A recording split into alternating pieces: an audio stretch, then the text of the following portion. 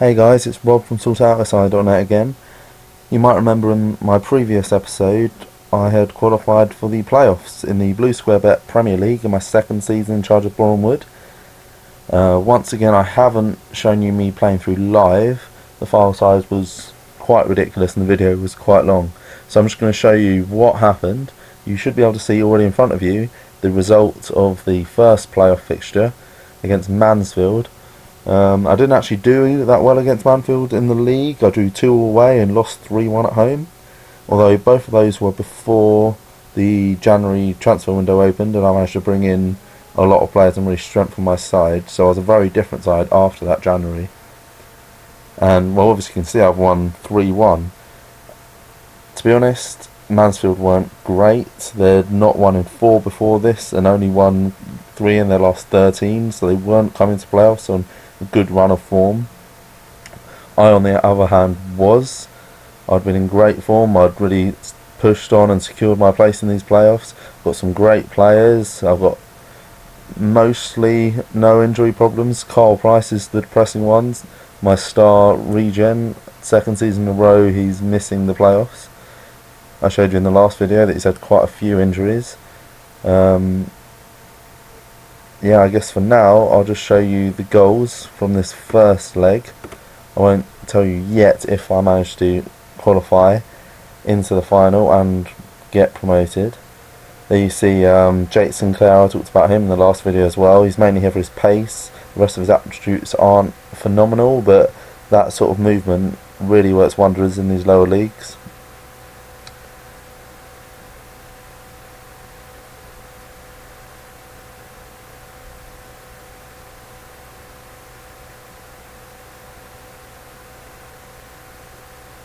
See, that's Newton there who set up the last goal. He's been brilliant for me in midfield.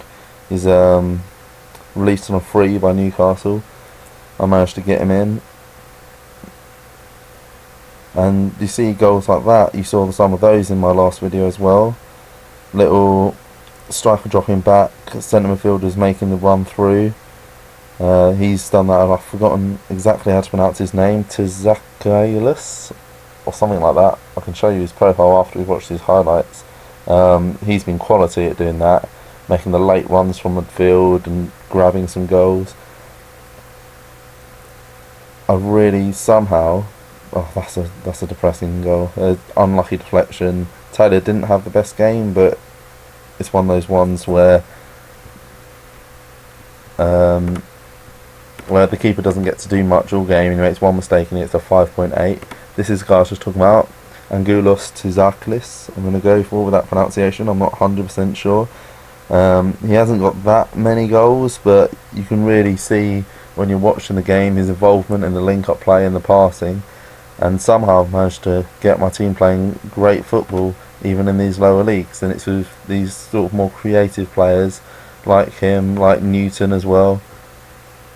Connor Newton, he may be ginger, but he's quality. Really, really excited about him. He's the kind of player that I can keep maybe even until the championship, and that's exactly what I need really. I don't want to have to keep making huge changes to my squad each season. If I can get some quality players now, hopefully I can jump up the leagues really quickly, get some money in. Maybe once I get to League 1 and Championship I'll find it a bit harder. I might have to spend a few seasons there improving, but I just don't want to spend too long in the non-league. But anyway, that was 3-1 in the first leg against Mansfield. And now you can see the second leg. I won 1-0. I managed to make it through. The goal was in the first minute. I dropped to Vincent Pericard for the last game because he's constantly struggling with fitness and injuries, probably due to his age. But I brought him back in this game, dropped Sinclair, and it worked. He got his goal in the first minute. It wasn't an amazing performance apart from that. I had a great deal of possession, as I always tend to do, but I didn't create that many chances, didn't get that many goals, but I restricted them, and that's the most important thing. 4-1, and I'm through to the playoff final. We can just have a quick look at Perigard's goal.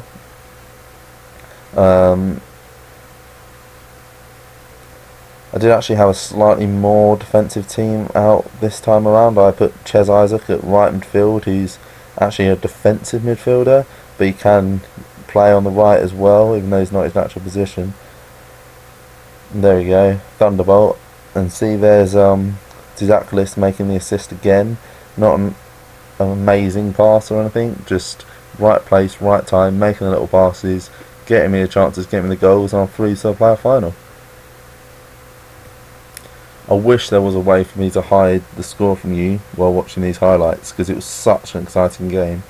You can see here that it was actually a draw, 3-3, went all the way to penalties, which I managed to win 5-4, so it went to sudden death and penalties as well. I actually went 2-0 down before bringing back to 2-1 and 3-1 down. And there's Angelos Tizakoulis again, with getting him with 2 goals, including a last-minute equaliser to take it into extra time. Shots-wise, it looks like I dominated, but really it was fairly even. Like, I only had 4 on target, managed to get 3 goals, which is pretty good. I dropped Vincent Pericard again and brought in Lucas Capuzzi, who's been on loan from Manchester City. He possibly a mistake, he didn't play that well. He had to come off, be replaced by Jake Sinclair. Again, trying to use that pace, especially as the game dragged on with tired legs. He didn't do that well either. It's mainly my midfield that's constantly doing the job. Like, obviously, Angelos Tizakoulis was going to get the Man of the Match award, having got the goals to take it into extra time. I'll just quickly show you the highlights now.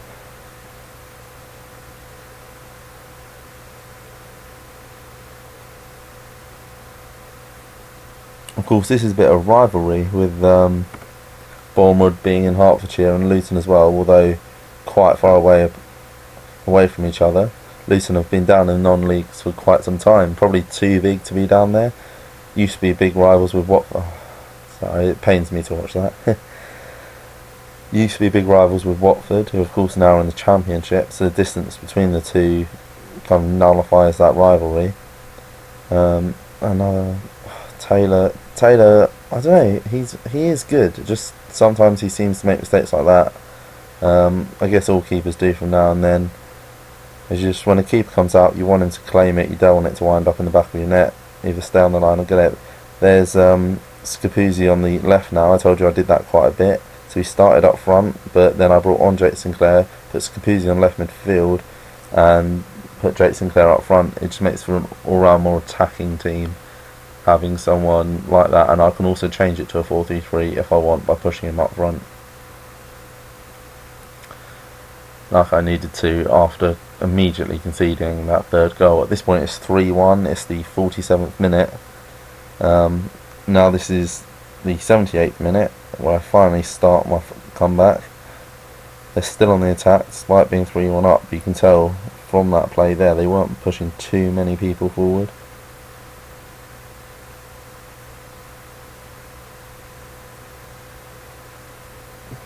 With me, you see those runs, just the overlapping, the defenders come forward, and once again it's the midfielders doing all the work, making the run through the middle while the strikers drop back, and it works incredibly well in this league. I guess it's just the poor defending. I mean, that maybe the keeper should have saved it. It looked like it kind of went through him, but no, these are horrible watching the penalties. That's Ches Isaac, my I think it's under 18s assistant manager, I kind of forget. He's some sort of coach, despite only being 20, 21 of age himself. Christian Burkhardt looks very good. He's one, off the post, it's very lucky. Now this is where I think I could have won it. Yep, and then he saves it. Going into sudden death now. Great save from Taylor. Players run to celebrate. I've been promoted. I already showed you a lot of my team last video. I talked a little about what possible changes will happen when I get promoted, if I get promoted. One of the problems I do have is that I've got a few players on loan. I've got that horrible right back position. Fullbacks are just so hard. I finally sorted out the left backs, and now I need to find a right back for next season, with Chimbonda and Matt Doherty going back to their parent clubs. I'll also lose Scapuzzi and Jake Sinclair, so I'm down to 2 strikers. Wingers wise, Graham Montgomery and Greg Morden are solid, but I don't know. You can see there I've switched to more of a diamond formation because all my strength is in the centre of midfield, not on the wings, and because I don't necessarily want to be crossing it in. That's kind of why Vincent Perigard has not played as much near the end of the season. So I've got to think about that. I can't not have any wingers, because if I want to change formation, then I'm going to need them if my diamond isn't working. But then if I do have wingers, then they're taking up wages and they cost money and they might not be playing. And I'm going to need, like, Montgomery and Greg Morgan and Kirk Hudson. You can see there, they can't play in the middle. So if I'm not playing any wingers, they're completely useless and they're costing me money. So I've got to make a decision there whether I decide to go on next season with no wingers and just play a narrow diamond formation, or whether I keep those wingers as a backup in case I need to change formation and mix it about, but then also have enough central midfielders. I'll have to have, what, I'll be playing four central midfielders per game. I'd really want 8, so that means I've got 10 odd midfielders, 4 positions. I'm not sure if I can afford that, plus I've got to keep them all happy. I mean, it really depends on who I can bring in on loan, because they're often free at this level. Teams don't expect me to be paying their wages. So that's the kind of thing I've got to think about. Hopefully Carl Price can get over his injuries. He's still only 17 years of age, capped at under 19 for Wales. His stats are still brilliant.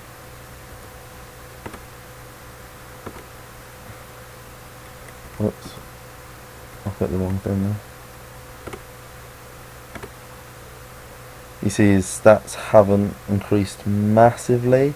That's his creativity there that has gone up quite a bit, which is good. Decisions as well, but he hasn't dramatically increased, but he will do. I'm still so excited about this guy. He's gonna be brilliant. He's gonna propel me up the leagues and become a club legend if he can stay fit. So I'll do another video soon, depending on how the transfer window goes. I might just tell you about my transfers over summer, or I'll do one in January. Obviously next season I'm going to be playing league football for the first time. Hopefully I can maybe make some stadium expansions or get my youth facilities improved. Although, to be honest, I'm not actually filling out my stadium, so maybe not. We'll see. We'll see what happens. I haven't been given my budgets yet, but I think I'm over my... Oh no, I'm under my wage budget. That's confusing. I was sure I was over my wage budget at one point. That's good anyway. At least I've got another 1,000 to play with, although it's getting to the point where I'm not really signing anyone for under 500 a week, normally more, so that's only 1 or 2 players. And I still have a few that might be running out soon. You see there, again, mostly loan signings, but there's Greg Morgan, Graham Montgomery that I was talking about, the wingers, and Kirk Hudson, that I need to decide whether I want to keep them, what sort of tactics I'll be playing next season. Anyway, for now, I'll end this video, and I'll do another one soon once I've sorted out what's going to happen over the summer. Cheers, don't forget to subscribe and give it a thumbs up.